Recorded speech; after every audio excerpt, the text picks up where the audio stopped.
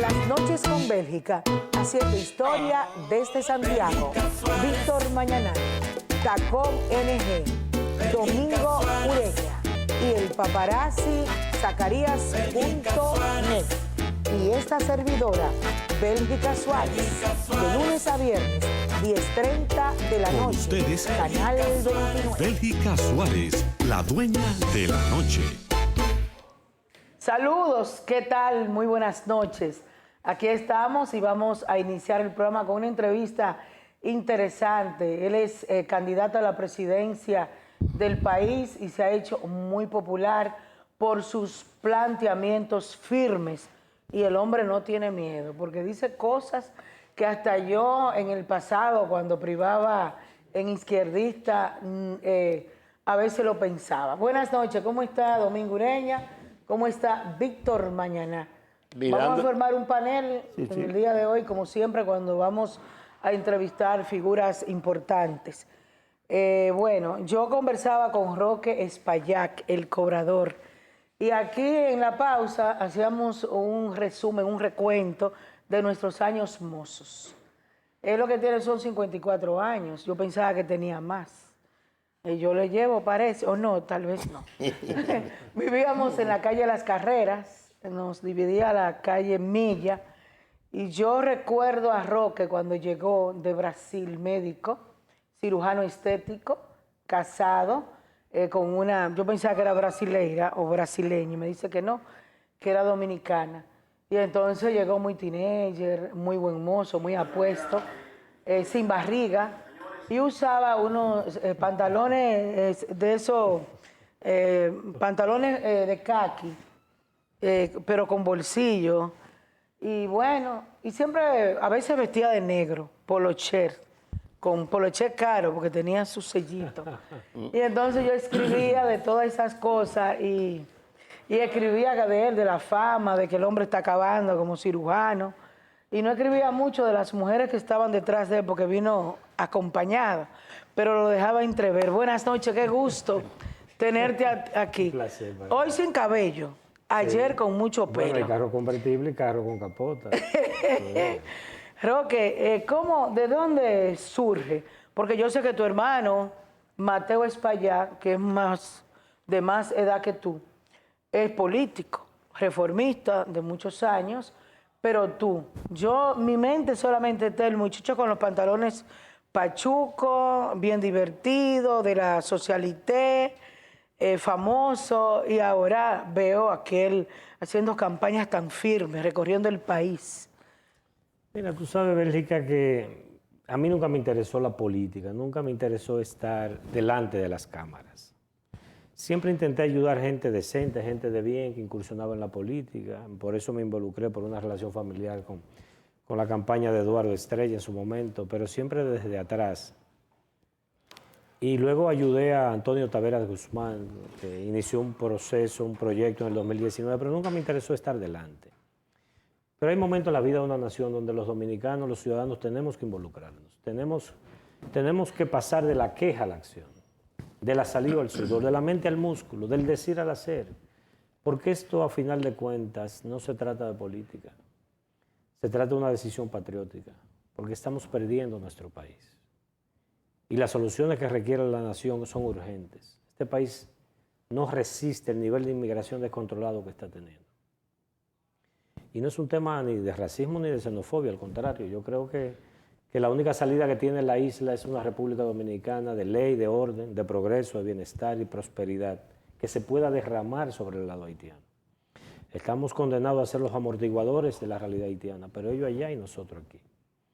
Sin embargo, la política tradicional no tiene la capacidad de darle respuesta a esos problemas, porque ellos son parte del problema. Y ahí viene que algo tenemos que hacer. Y ahí me fui involucrando primero en los ciudadanos, y de los ciudadanos me di cuenta de repente que había entrado el terreno de la política. Un terreno que no es mi mundo, no es mi planeta la política. No es mi espacio vital, no es donde yo me siento cómodo. Pero no hacer nada no es una opción. Antes de pasar al equipo, a los demás, ¿Qué te pareció el debate presidencial en el día de ayer de los tres candidatos de los partidos mayoritarios, Leonel Fernández, Abel Martínez y el presidente Luis Abinader? Una vergüenza. ¿Cómo así? Una vergüenza. Porque, doña Bélgica, es que pararse esos tres caballeros delante del país y previamente haber acordado con los organizadores que no se tocara el tema corrupción, el tema endeudamiento y el tema migratorio, cuando son los tres elementos que penden como espada de Damocles sobre el presente y futuro inmediato de este país. Nosotros en el 2000 debíamos 3.600 millones de dólares. Hoy debemos casi 75.000 millones de dólares. Y tenemos un déficit cuasi fiscal del Banco Central que pasa ya de 20.000 millones de dólares. Estamos casi debiendo 100.000 millones de dólares. Y que no se trata ante el país, en un debate presidencial, cómo vamos a enfrentar ese desafío que tenemos como sociedad. Que no se hable del tema corrupción. ¿Qué sector de la sociedad, de la economía o del gobierno puede salir a camino si no arrancamos de cuajo el tema de la corrupción? ¿Qué escapa a la corrupción en este país? Pero el presidente lo mencionaba. Él no puede hablar de corrupción. ¿Y los acusaba? Él no puede hablar de corrupción porque él preside un gobierno que es medular, visceral y brutalmente corrupto. Yo lo he dicho y he presentado prueba de eso. Eso es así. Roque, primero verte a nosotros por la amistad que nos une de hace tiempo, nos da satisfacción lo que está haciendo y cómo lo está haciendo. Y eso nos une a lo que nos permite identificarnos más como tu amigo. Gracias. La palabra a los hechos. ¿Qué ha ganado con ese trabajo que está realizando, con ese acercamiento a la sociedad que está realizando y que ligado a un partido donde la sociedad aquí lo aborrece lo que es la tiranía trujillista y el nombre de Trujillo? ¿Qué has sentido tú después de eso? Mira, Y déjame aclararte que Ramfi es nuestro amigo, ha estado varias veces aquí en el programa. lo primero hay que estar claro que yo no estoy en esto para juzgar el pasado, sino para intentar construir un mejor futuro para los dominicanos. Todo lo que da luz por ley de la física también genera sombra. Y en tercer lugar, yo tengo mis convicciones muy claras. De hecho, como doña Bélgica dijo, yo tengo un hermano que es el presidente dominicano por el cambio, que apoya al presidente Abinader. Y nada de eso a mí me cambia de rumbo. Yo recuerdo una vez, cuando yo llevé a la justicia a Lisandro Macarrulla, siendo ministro de la presidencia, mi hermano del medio, que es el más familiar, que es un ser adorable, tratando de influir en mí, me dijo, usó la única debilidad que yo tengo, que es mi madre. Y me dijo, su mamá tiene 3 días que no duerme. Y yo le dije a él, dile a la santa, que es como yo llamo a mi madre, porque es una santa. Dile a la santa que ella tiene 4 hijos y una sola patria. Que ella puede vivir con 3 hijos y patria, pero que no puede vivir sin patria. O sea, a mí no hay espacio político, persona o individuo que pueda influir, ni modificar, ni alterar mis convicciones. Yo me debo a Dios y a mi conciencia, a más nadie. Y tengo muy claro que en este país no merece, no necesita, ni tolera una traición y un desengaño más. Porque Luis Abinader ha sido la mayor decepción política que ha padecido este país en un siglo. Y este país tiene la sensibilidad a flor de piel y no va a tolerar que nadie le mienta, que nadie lo engañe. El que dice lo que yo digo públicamente y no actúo en sintonía y de conformidad con lo que digo, tú no duras 3 meses en el poder si le falla de una manera tan grosera a este país. Y yo tengo prohibido fallar y no voy a fallar bajo ninguna circunstancia. Y tengo conciencia del problema que tenemos por delante. Esta nación vive su momento más crítico en los últimos 100 años. Y no sale a camino si no unimos lo mejor del país. Incluso hay gente buena y seria en todos los partidos políticos. Pero la política ya no tiene solución a los problemas del país. ¿La política? La vieja política no lo tiene. Ah. Bueno, yo también le doy la buena noche y la bienvenida también a Roque Payá. Claro, que lo conozco hace mucho, es una figura que ha tomado mucha notoriedad desde que aquella vez él le dio apoyo, como él bien lo ha dicho aquí, al actual senador por Santiago, Eduardo Estrella.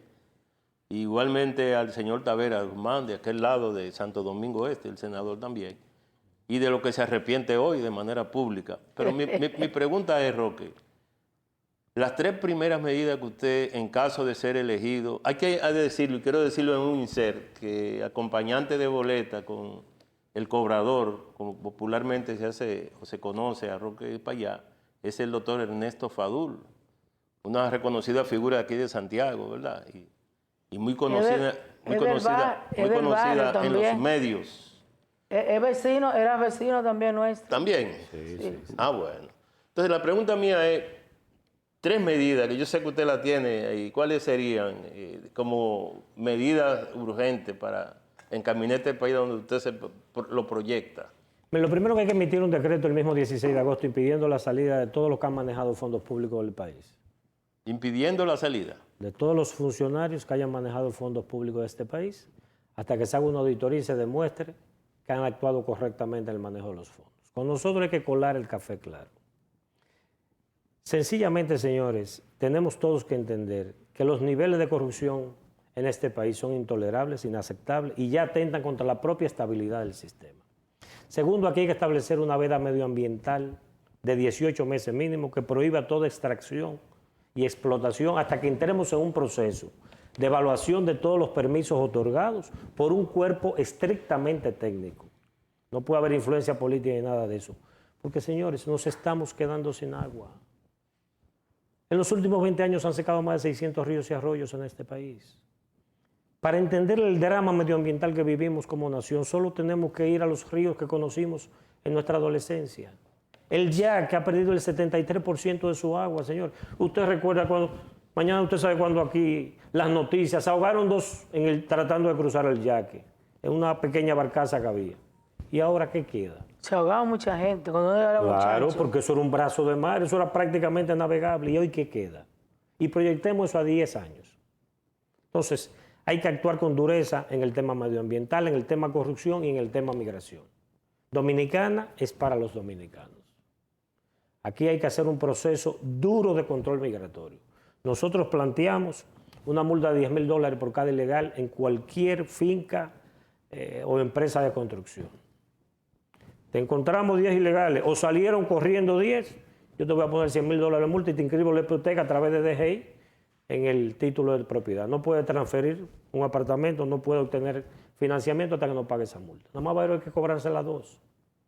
Todo extranjero puede trabajar aquí. Si la economía dominicana necesita 600,000 extranjeros, le vamos a otorgar contrato de trabajo y una visa de trabajo a esos 600,000 extranjeros.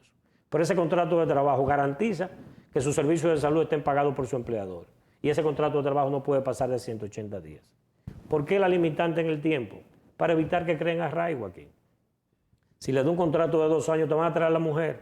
Y en los 2 años te van a parir 2 muchachos aquí. Y ya eso requiere otro tipo de solución que desde el punto de vista humano es mucho más complejo. Ahora, si son 180 días, tú te regresas a tu país al día 181 y luego de pasar 90 días en tu país, tú puedes retornar con otro contrato de trabajo al país sin problema. Es rotatorio. Pero también nos planteamos un proceso de dominicanización de la frontera. En los últimos 20 años, la población fronteriza ha disminuido un 18%. Hay un proceso continuo de desplazamiento de dominicanos desde la frontera a las grandes ciudades. Con razón. En Independencia, Bauruco y Pedernales, si usted tiene un problema renal y tiene que dializarse, tiene que ir a Barahona. Si tiene un problema una mujer de un cáncer de mama, de ovario, tiene que venir a la capital. Darse una quimioterapia y coger 9 horas para atrás. Eso es inhumano, porque la frontera se ha quedado en el olvido. Y entonces hay que invertir pesado en la frontera. Nosotros nos planteamos que cada oficial militar o policía retirado que venga, que haya venido a la frontera y quiera retornar, le vamos a dar entre 100 y 150 tareas de tierra con acompañamiento técnico y financiero. Y todo lo que produzca se lo vamos a comprar para usarlo en las escuelas, los hospitales y las cárceles de la zona. Porque la agricultura crea arraigo. El que siembra no se va tan fácil. Y también nos planteamos que todos los cadetes de las Fuerzas Armadas pasen al menos un año en la frontera. para que la conozcan, para que la sientan, para que la vivan. Porque el gran desafío que tenemos como país es parar la migración ilegal. Es un desafío existencial para nosotros y tenemos que tomarlo con la seriedad que amerita el caso. Roque, ¿qué pasó con la compañera de boleta, Yadira, que ya no está, no aparece en las redes contigo, visitando los pueblos que se hicieron como Mutual muy famosos? Un verdadero caballero nunca habla en público de lo que pasó en privado con una dama. Ah, ¿pasó algo? Sí, siempre, evidentemente que hay algún nivel de enojo de ella hacia mí, pero de mí hacia ella lo que existe es respeto, cariño y admiración. Y de mi boca nunca saldrá nada negativo con respecto a ello. El día que tenga que decir algo negativo, preferiré alojarme del silencio. Recientemente, creo que hace 2 semanas, fuiste a Dajabón a contactar, a conocer la realidad. Y los guardias no te dejaron pasar porque estaba prohibido. Y saliste en todos los medios. Dicen los mismos guardias que tú fuiste a provocar. ¿Qué tal provocación? ¿O por ahí o se permite entrar sin permiso? Mire, usted me conoce desde hace muchas décadas y sabe que yo siempre he sido una persona de un temperamento calmado. Muy. No soy persona de conflictos, ahora sí de verticalidad e hidalguía. Yo no renuncio a mis convicciones. Yo digo que de rodillas solo ante Dios. Entonces yo fui transitando por Dajabón como siempre he hecho cuando visito una provincia fronteriza, porque la frontera hay que conocerla, hay que palparla, hay que sentirla, hay que padecerla, hay que entenderla. Tú nunca vas a poder dirigir y gobernar lo que no conoces.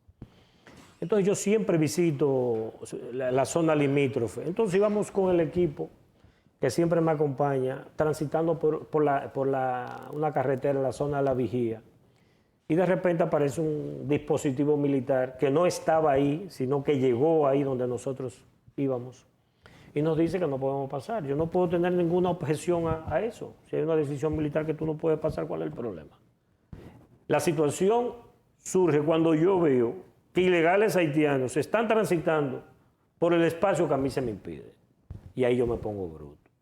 Porque yo no transijo en mis derechos, ni mando de vacaciones mis convicciones. Entonces yo exigí, con hidalguía, con determinación y con coraje, que es inaceptable moralmente para mí, que se me impida en una porción del territorio dominicano transitar cuando yo estoy presenciando ilegales, transitando donde a mí no se me permite. Y de eso yo jamás lo voy a tolerar, jamás me voy a arrodillar a eso y jamás nadie me va a doblegar defendiendo lo que yo creo que es correcto, lo que es justo y defendiendo mi país. Señor, esta es la única patria que tenemos. Esta es la única tierra donde nadie nos puede llamar extranjero. Pero además Dios nos bendijo con un país hermoso e inmensamente rico. Yo viví en Corea del Sur, un país que hace 60 años era más pobre que nosotros. El per cápita de Corea del Sur andaba alrededor de $208 y el nuestro de 230. Y hoy está entre los 20 países más ricos del mundo. ¿Y usted sabe cuál fue el milagro que generó ese nivel de prosperidad? Que los ciudadanos se unieron y comenzaron a hablar juntos y a reclamar los derechos que le competen. Y hoy día es un país brutalmente desarrollado. Nosotros tenemos la posibilidad de convertir este país en un Dubái, en un Singapur. Y ustedes me dirán, ¿cómo? Es que nosotros tenemos la economía más grande del mundo al lado de nosotros, casi 400 millones de consumidores. Llega más rápido una mercancía por vía marítima de la costa norte de República Dominicana a la costa este de Estados Unidos que por vía aérea desde Asia. Entonces, ¿por qué se produce tan lejos? Vivimos en la época del comercio electrónico. Aquí podemos fabricar un producto hoy y pasado mañana despacharlo por vía marítima para que el lunes esté en manos del cliente que lo adquirió en Estados Unidos. Eso nos permitiría crear 1 millón de empleos cada 7 años. Para eso necesitamos 3 cosas, que no son fáciles. Una, seguridad jurídica. Que haya ley. Que la ley sea igual para todos. No hay una nación en el mundo, doña Bélica, que haya alcanzado el desarrollo sin un buen sistema de justicia. No la hay. Pero tampoco hay una nación pobre con un buen sistema de justicia. Elemental. 2, electricidad barata. El costo de la electricidad en República Dominicana es el doble del promedio de Centroamérica. Un dominicano pobre que consume hasta 300 kilos paga 1 kilo de electricidad 3 veces más caro que una empresa en la industria de la Florida. Y 3, tenemos que reformar de pie a cabeza el sistema educativo. Vivimos en la época de la disrupción tecnológica, gracias a la inteligencia artificial.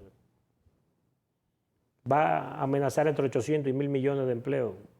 Estamos formando a nuestros jóvenes para un mercado laboral que ya desapareció. De los 25 empleos que van a tener más demanda en los próximos 20 años, 15 de esos 25 empleos o actividades no se enseñan en ninguna universidad del mundo hoy día. Ya llegó un mundo completamente distinto y no nos estamos dando cuenta ni nos estamos preparando para eso. Y a pesar de las grandes potencialidades que tiene la República Dominicana, los políticos, esa vieja política, lo que ha hecho una tragedia en este país. Cada año 150.000 jóvenes se pueden integrar al mercado laboral, pero solo creamos 50.000 empleos. Cada década estamos dejando 1 millón de jóvenes atrás.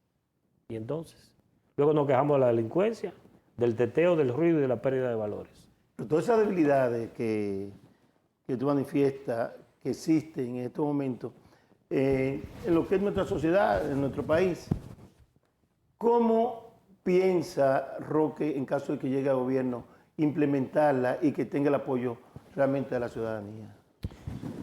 Mira, lo primero que tenemos que estar claro es que para sacar este país a camino, tenemos que unir lo mejor de este país.